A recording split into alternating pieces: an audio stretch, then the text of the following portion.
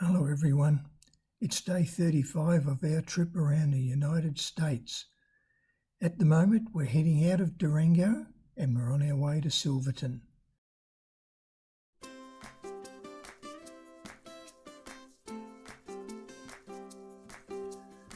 The countryside driving through the US has been nothing short of magnificent. It's been a real experience and I'd certainly urge anyone, if they can, to drive USA.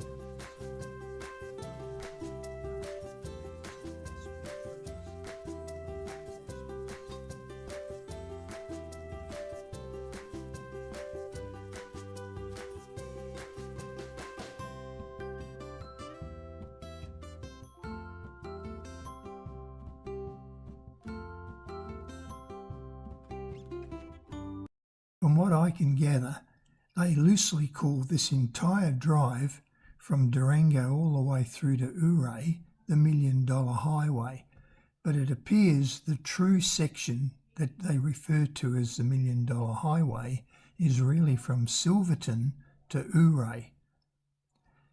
This clip will just cover from Durango to Silverton.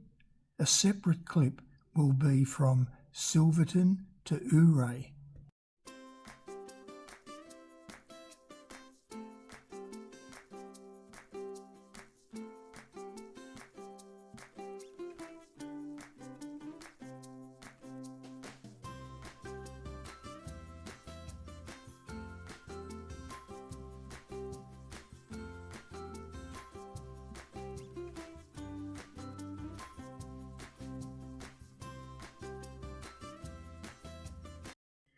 Now this $1 Million Highway is also known as Highway 550 or Highway to Hell. One thing I can say is it's one of the most popular scenic drives in the US. Now we've seen some magnificent country, especially going to the Sun Road in, what is it? God, slipped my mind. Montana, absolutely beautiful. It's certainly a state one could live in during the summertime at least.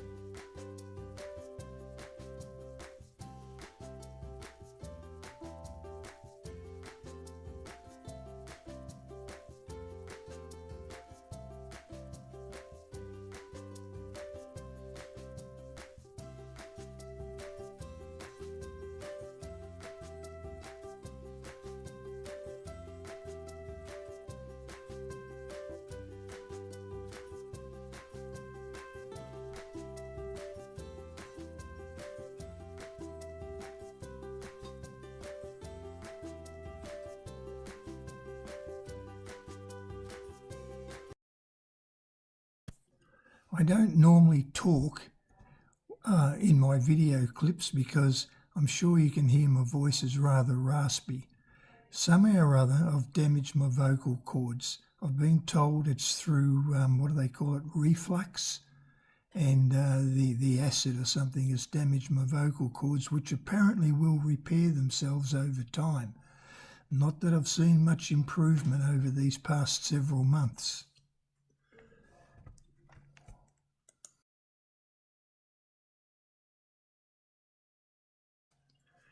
And I don't know whether people just prefer text across the screen, which is what I normally do because of my voice, or whether they prefer an oral description as you view the video.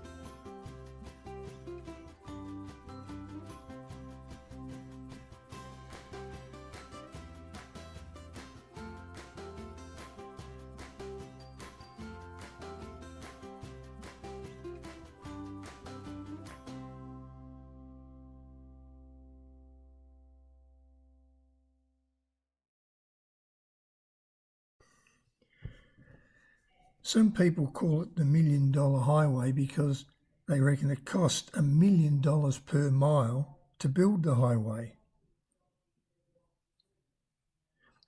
There are others that say the real reason is because you'd need to be paid $1 million to drive this highway. And another view is that it's called the $1 million highway because of the $1 million views. One thing that is known is that there was a lot of gold and silver removed from this area, worth many millions of dollars. But the real meaning behind $1 million highway, I really don't know. I don't think anyone knows.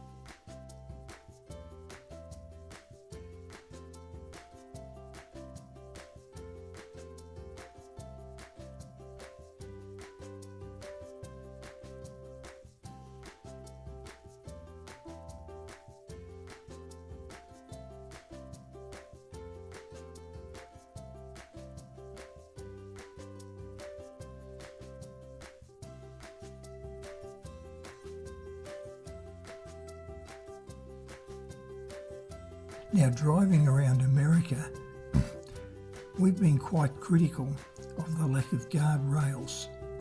Back in Australia, you can't go anywhere without being confronted with guardrails. We have them absolutely everywhere. But we've driven some incredible roads through the US, including, as I said before, going to the Sun Road in Montana. There was the Beartooth Highway, absolutely superb. And many more, which I'll cover at another time. But what I can say is, even on this trip, the views are stunning. And I probably need to temper my criticism as to why there are no guardrails. I've since learnt that it's got a lot to do with the amount of snow that builds up on the roads. They need to use snow plows, and you can see the situation with guardrails. It would make it very difficult to plough that snow off the roadway.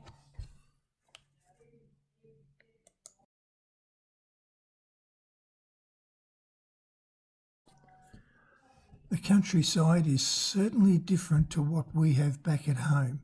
Our forests are primarily, apart from our rainforests that is, are primarily eucalypt trees. And eucalypt trees grow in so many shapes and sizes, the variation is incredible. Whereas driving around the Midwest and the western half of America, it's mainly these conifers, and they're all very uniform with very little variation, all standing like soldiers along the roadside.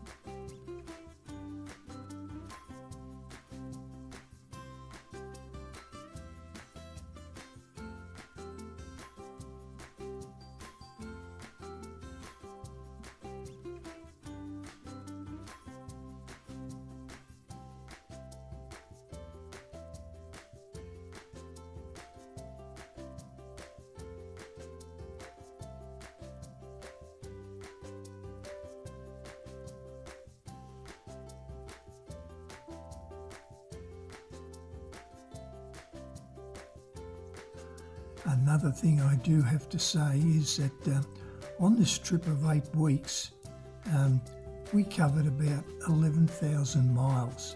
And in that 11,000 miles, I don't even think we saw 5 potholes.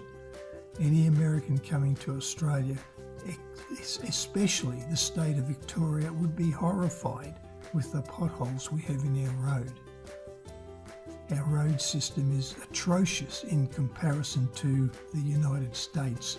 Their roads are extremely well made. I have no criticism at all. The roads certainly lend themselves to drying at higher speed too.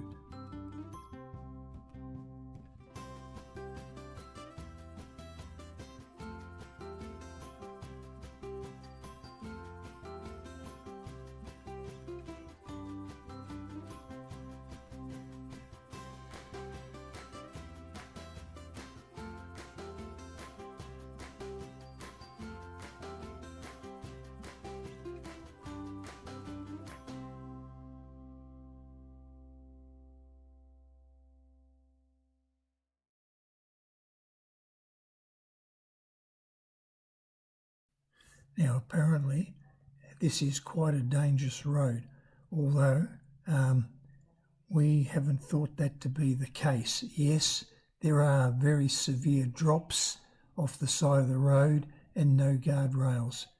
We now know part of the reason for no guardrails is so as they can plough the snow off the road. We don't have that problem in Australia because basically we don't get any snow other than in our alpine regions, which are quite small in area compared to the States.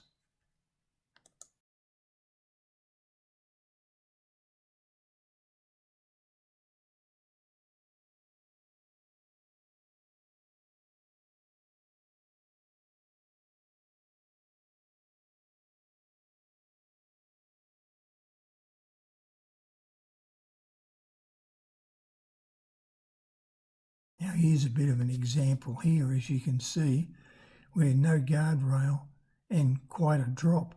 We're apparently travelling at about 10,640 feet above sea level. It's just unbelievable. We have nothing like this in our country. In fact, our tallest mountain is Mount Kosciuszko, and off the top of my head, it's about 7,500 feet to the peak. And you certainly can't drive to that point. I think the highest point you can get a motor vehicle is probably about 5,500 feet. And yet we have spent probably 3 or 4 weeks driving through the US in excess of being 6,000 or 7,000 feet above sea level.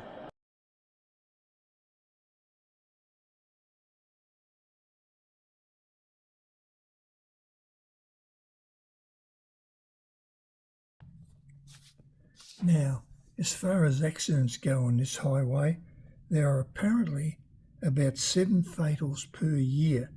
And as I said earlier, surprisingly, mainly during the dry time, not the wet time. So I suspect it's almost certainly due to speed, because they certainly drive too fast in this country. and this road with all the hairpins, it's only a matter of time before someone spins off the road, and there's nothing to stop you going down 100 or more feet.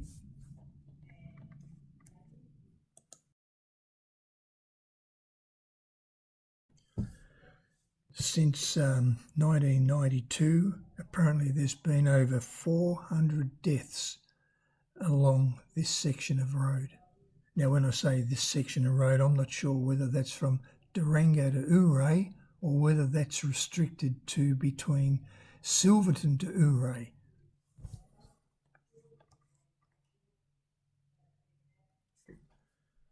I can't wait to actually upload the video from Silverton to Ouray, because that section of road, which is only about 24 miles in length, is absolutely superb. It is incredible. I just cannot say how wonderful that drive was. Hopefully I'll get that video uploaded in the near future.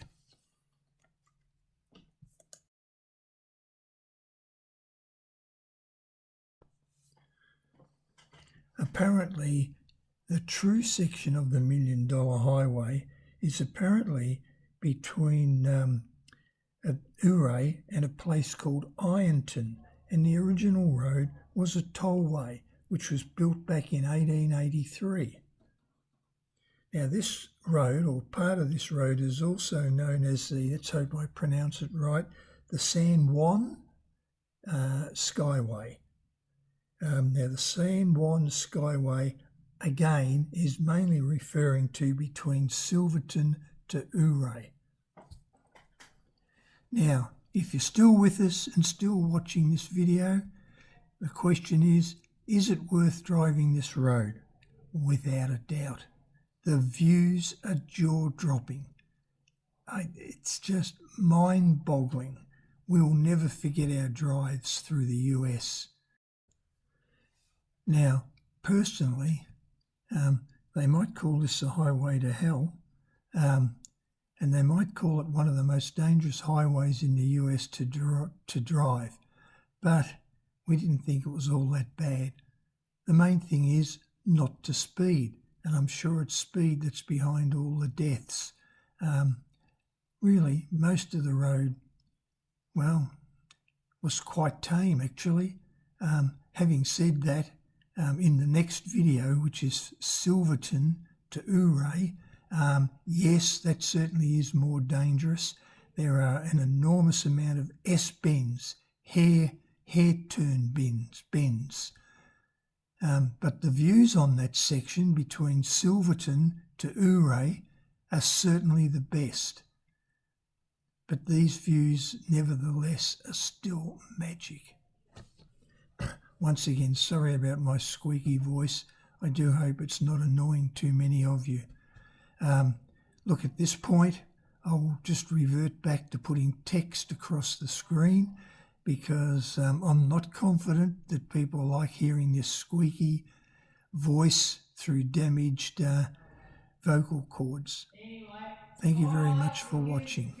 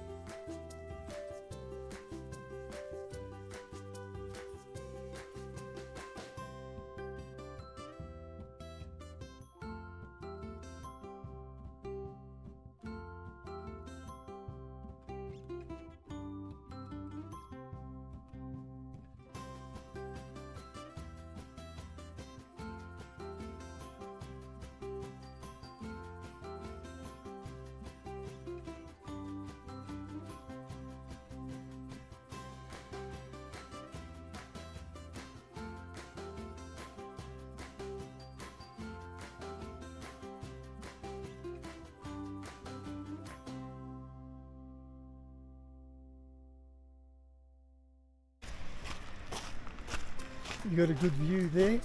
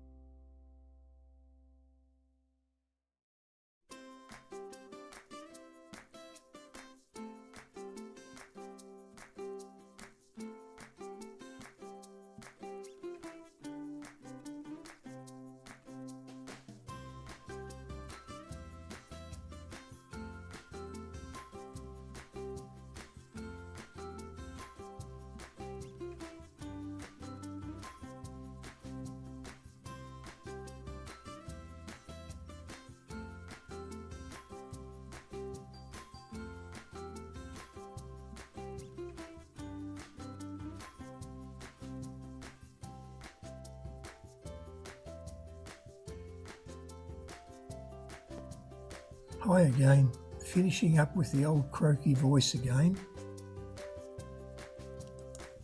Thanks for watching the video. I think upon watching it you would agree that it's not as dangerous as what you read about.